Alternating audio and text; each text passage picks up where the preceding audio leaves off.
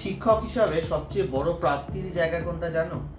যখন একজন ছাত্র ভিন দেশ থেকে, বাংলাদেশের একজন ছাত্র, আমার প্রথম ব্যাচের, যখন আমি আগস্টে শুরু করি গত বছর, সেই প্রথম ব্যাচের ছাত্র মোহাম্মদ তারেক খান আজকে হঠাৎ মেসেজ করলো।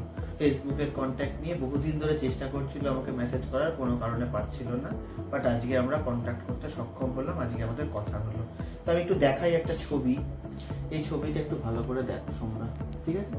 এই ছবিটার মধ্যে মাঝখানে যিনি আছেন মোহাম্মদ তারেক খান, তিনি এখন বাংলাদেশের একটি স্কুলে, গভর্নমেন্ট স্পন্সর স্কুলে পাইথনের টিচার, এবং মেসেজ করে আমাকে বললেন যে দাদা তোমার কাছে পড়ে ভালো লেগেছিল এবং কনসেপ্ট ক্লিয়ার হয়েছিল, এবং সেই হিসাবে কৃতজ্ঞতা প্রকাশের জন্য মেসেজ করেছে। মেসেজের স্ক্রিনশটটাও দিয়ে দেবো।